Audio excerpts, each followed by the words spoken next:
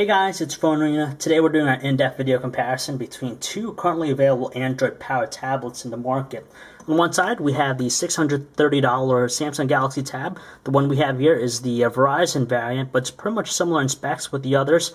And although it does lack the voice capabilities of the European model, but still it offers all the great things that Android has to bring to the table. And on the other side, we have the Dell Streak, which we checked out recently. It's a 5-inch display going for $550 through Dell, and it has support for AT&T's 3G band. So we'll check out both devices and see what they have to offer as far as features and the Android experience.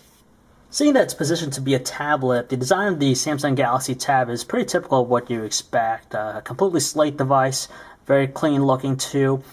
It's constructed out of plastic all around, which is still durable, but it does scratch a little bit. It has the bezel around the device to give it a little bit of character, but nothing really too impressive. It measures in at 0.5 inches thick, which is a little bit thinner, a little bit larger than the 0.39 inch thickness of the Dell Streak. And we've seen people put it in their pockets, back pockets, jacket pockets, but it's still going to be extremely noticeable and difficult to keep it in there. On the other side, you have the Dell Streak. We like its minimalistic approach. It's a very clean looking device. It's pretty much uniform all around too. We like the materials that they utilize, the hard durable plastic with the metallic back cover. It definitely complements it, and when you compare it against the Samsung Galaxy Tab, it's a lot more compact, although it is still extremely distinguishable when you place it in your back pocket. Needless to say, the most striking item that the Samsung Galaxy Tab has over the Dell Streak is its larger 7-inch display. It has a resolution of 600 by 1024 pixels, and while the Dell Streak measures in at 5 inches and has a resolution of 480 by 800. In fact, you could place the entire unit of Dell Streak into the Samsung Galaxy Tab, and the Tab's display is still larger. With the higher resolution of the Samsung Galaxy Tab, it makes even reading the smallest of text a lot easier, seeing that it has some better quality in regards to just the size of the text, and you can tell right now it's a lot more manageable with the Samsung Galaxy Tab versus the small and tiny fuzzy looking ones with the Dell Streak. Luckily though, they produce some nice looking colors, not as deep or lush as AMOLED displays out there, but good enough to make out with the eye. They also have passable viewing angles, so you're not going to have too much of a problem seeing them. And on top of that, in outdoor conditions, in direct sunlight, when you set to the highest brightness settings, you'll still be able to make out what's on screen. They're both equally as responsive. We didn't have any issues as far as moving about the platform. And the Dell Streak, it's constructed of Gorilla Glass, so it's going to handle anything if you place it in your pockets. Directly beneath the touchscreens of both devices, you have the touch-sensitive buttons. On the Dell Streak, it's only 3. You have the Home, Menu, and Back, while on the Tab, you have the Menu, Home, Back, and Search. Luckily, though, they're spaced far enough from one another, so it reduces any accidental presses.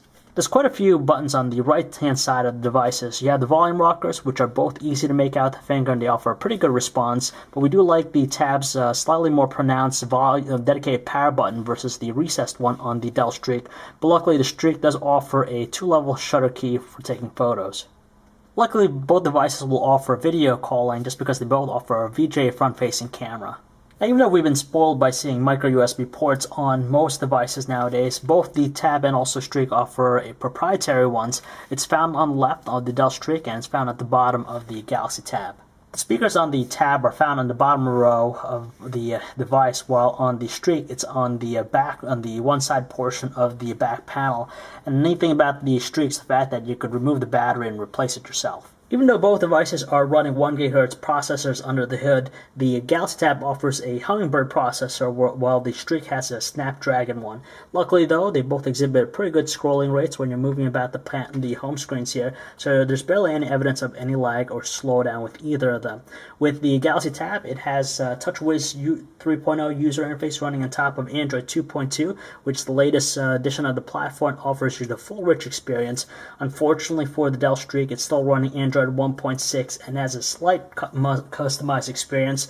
It takes some getting used to, just because like the app panel is located in the top as opposed to the bottom one where it's found on the Galaxy Tab. With the home screen interface, we appreciate the one with the Galaxy Tab just because it enables you to view it both in landscape and in portrait, while on the Dell Streak it's only enabled for a landscape option. On top of that, you have some other features, such as if you do a pinching gesture, you can view all your home panels directly on the Galaxy Tab, and you can have up to 9 different ones versus the strictly 4 with the Dell Streak.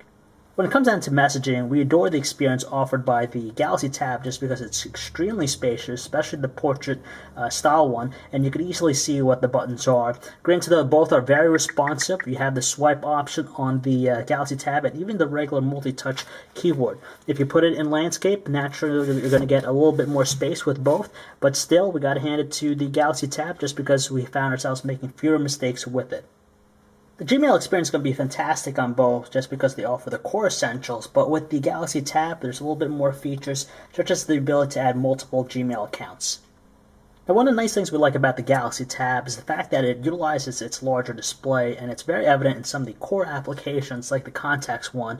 At the bottom, you have your traditional one with the Dell Streak, but with the Galaxy Tab, it breaks it down. You have your list on the left, and you have some pertinent, relevant information on the right, and it just makes it a lot easier for you to multitask. The web browsing experience exhibited by both devices should be more than acceptable for most people. With the Dell Streak, it has Android 1.6, so that means it doesn't have support for Flash 10.1. It does luckily, though, offer multi-touch gestures, but it's not the quickest or most responsive. It manages to load up pages in a timely manner, and as you can tell, scrolling is pretty smooth. On the other hand, you have the Galaxy Tab and has support for Flash 10.1, so it'll load up Flash elements. But unfortunately, scrolling could be a little bit laborious just because it's being slowed down by the Flash content. You'll have pinch to zoom gestures, and with the larger display, it definitely makes for a little bit more conducive web browsing experience over the Dell Streak. We actually prefer the music player interface with the Samsung Galaxy Tab over the Dell Streak just because it has a slightly better looking presentation.